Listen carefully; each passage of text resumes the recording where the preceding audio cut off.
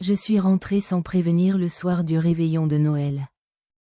Ma grand-mère, cette femme qui m'avait élevée comme son propre fils, était forcée de s'asseoir par terre, sur le carrelage froid du salon, pendant que les autres festoyaient autour de la table chargée de foie gras et de champagne. Et personne ne levait les yeux vers elle. Ce fut comme si un poignard s'enfonçait lentement dans ma poitrine. Moi qui avais passé 5 ans en prison pour un crime que je n'avais pas commis. Pour protéger cette même famille, je découvrais en une seconde que tout n'avait été qu'un mensonge savamment tissé. Comment avait-il pu, comment ma propre sœur, mon frère, ma mère avait-il pu laisser mamie par terre comme un chien oublié? Je restais figée sur le seuil. Le manteau encore saupoudré de neige parisienne. Les lumières du sapin clignotaient joyeusement. Les rires fusaient. Le bouchon d'une bouteille pétilla. Et elle, là, adossée au mur, les mains tremblantes sur ses genoux. Un simple bol de soupe tiède posé devant elle. Ses yeux rencontrèrent les miens. Un éclair de reconnaissance, puis de terreur. Elle savait que j'allais tout faire exploser. Pendant des années, j'avais porté leur culpabilité. C'était moi qui avais signé les aveux pour l'accident de voiture qui avait tué cet homme. Moi qui avais accepté les 15 ans de réduction de peine en échange de mon silence. Parce qu'Héloïse, ma sœur cadette, conduisait ivre cette nuit-là. Parce que maman m'avait supplié, tu es l'aîné. Antoine. Tu es fort. Nous ne survivrons pas à un scandale. Parce que j'aimais cette famille plus que ma propre liberté. Mais en prison, les lettres avaient cessé au bout de 2 ans. Les visites aussi. On m'avait dit que mamie était en maison de retraite. Trop coûteuse. Qu'il n'avait plus les moyens. J'avais cru. J'avais tout cru. Et pendant que je pourrissais à Fresnes, ils avaient vendu la maison de campagne. Touché l'assurance. Refait leur vie comme si je n'avais jamais existé. Ce soir-là, en les voyant tout réunis, Héloïse radieuse avec son nouveau mari avocat. Maman refaite à coups de botox. Mon frère Paul si fier de son poste chez L'Oréal. La haine pure monta en moi comme une marée noire. Pas une colère explosive. Non.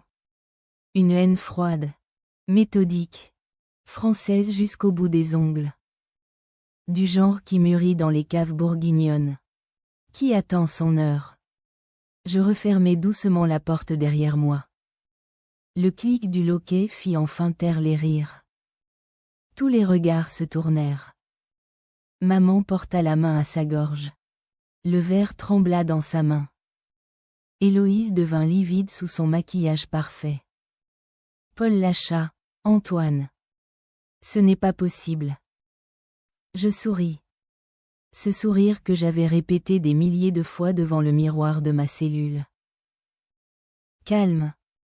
Glacial. Joyeux Noël. Famille. Vous ne m'attendiez pas si tôt. N'est-ce pas? Mamie murmura mon nom. Je m'agenouillai près d'elle. Ôtai mon manteau et le posai sur ses épaules frissonnantes. Je suis là. Maintenant. Puis je me relevai et regardai les autres droit dans les yeux. Expliquez-moi.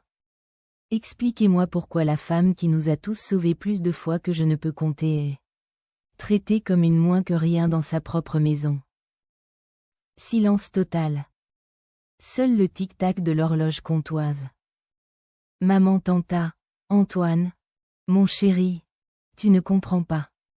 Elle devenait difficile. Alzheimer précoce. Nous n'avions plus le choix. Mensonge. Je le sentis dans ma chair. Mamie serrait ma main. Lucide comme jamais. Ses yeux disaient, ne les crois pas. Héloïse intervint. Voix aiguë. Tu débarques après 5 ans de silence radio et tu nous fais un scandale? Tu nous as abandonnés. Antoine, abandonnés. Le mot me gifla. Moi qui avais tout sacrifié. Moi qui avais refusé les propositions de libération conditionnelle pour ne pas risquer de les mettre en danger si je parlais. Je ris doucement. Un rire qui les fit tous reculer d'un pas. Abandonné? Intéressant choix de mots. Petite sœur. Je sortis de ma poche l'enveloppe Kraft. Dedans, les preuves que j'avais rassemblées pendant des mois grâce à un codétenu devenu détective privé. Les virements suspects. La vente de la maison de mamie sans son consentement. Les faux diagnostics médicaux signés par un médecin complaisant. Tout. Ce soir, commençai-je d'une voix basse mais tranchante. Nous allons parler. Vraiment parler. Et après, nous verrons qui a abandonné qui. Je savais déjà que je ne ressortirais pas de cette maison sans avoir tout détruit. Ou tout reconstruit sur des ruines fumantes. La vengeance n'était plus une option. Elle était devenue mon sang même. Ils me firent asseoir à table. Comme si tout était normal. Paul versa du champagne dans une flûte supplémentaire. Les mains tremblantes. À ton retour, grand frère, lança-t-il avec un sourire forcé. Je ne touchais pas au verre. Mamie restait par terre. Je me levai immédiatement. La pris dans mes bras, elle si légère maintenant, et l'installai à la place d'honneur. Celle de maman. Maman protesta faiblement. Antoine. Elle salit la nappe. Je la fusillai du regard. Elle se tut. Héloïse pleurnichait déjà. Tu nous juges sans savoir. On a souffert. Nous aussi. Souffert. Le mot me brûla la gorge. Je sortis la première photo de l'enveloppe. Héloïse et son mari en voyage aux Maldives. 3 mois après mon incarcération. Puis la maison neuve à Neuilly. Les comptes offshore. Un par un, je posai les documents sur la nappe blanche. Le silence devint oppressant. Le mari d'Héloïse. Ce fameux avocat. Blêmi en reconnaissant les références bancaires. Comment as-tu eu ça? Souffla Paul. J'ai eu le temps. 5 ans. C'est long pour réfléchir. Et pour payer des gens compétents. Je racontais alors. Calmement. La nuit de l'accident. Comment Héloïse avait bu trop de vin chez des amis. Comment elle avait pris le volant malgré mes supplications. Comment l'homme sur le scooter était mort sur le coup. Comment maman avait pleuré. Si on appelle la police. C'est fini pour elle. Pour nous tous. J'avais 29 ans. Une carrière prometteuse chez BNP Paribas. J'avais dit, je prends tout sur moi. Parce que j'étais l'aîné. Parce que papa était déjà mort. Parce que je croyais que la famille, c'était sacré. Mais pendant que je croupissais, ils avaient utilisé l'argent de l'assurance vie de papa, que j'étais censé gérer, pour effacer les traces. Ils avaient vendu les parts de mamie dans l'appartement familial sans la consulter. Ils l'avaient déclarée incapable, avec de faux certificats. Et placée dans une maison de retraite low cost avant de la ramener ici. Soi-disant, par pitié. Mais en réalité pour toucher sa retraite intégralement. Mamie murmura, je n'ai jamais voulu partir. Mon petit. Ils m'ont dit que tu étais d'accord. Ce fut le coup de grâce. Je sentis quelque chose se briser définitivement en moi. Plus de doute. Plus de pardon possible. Héloïse hurla soudain. Tu nous as forcés à vivre avec cette culpabilité. Tu aurais pu parler plus tôt. Je la regardais. Vraiment. Cette sœur que j'avais protégée au prix de ma vie. Parler, pour que vous finissiez tous en prison? C'était le marché. Mon silence contre votre liberté. Paul tenta la carte émotionnelle. On t'a visité au début. Mais c'était trop dur. Trop dur. Pour eux. Je me levai lentement. Ce soir. Vous avez 2 choix.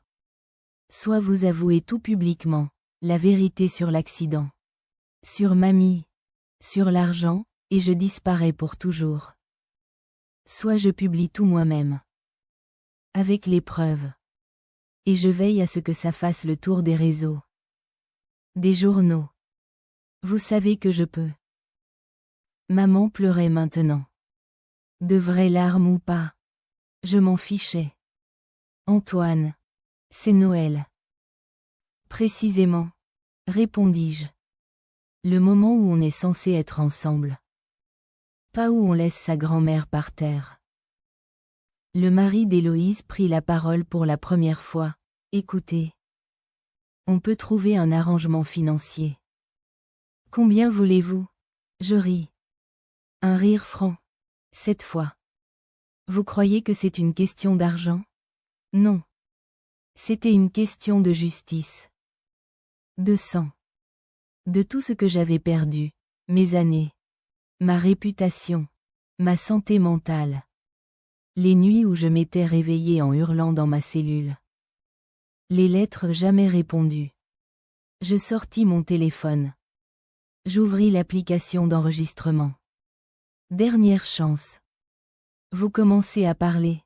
Ou j'appuie sur « Publier ». Le compte Twitter que j'avais créé anonymement comptait déjà 50 000 abonnés. Des extraits de dossiers judiciaires. Des photos. Des témoignages.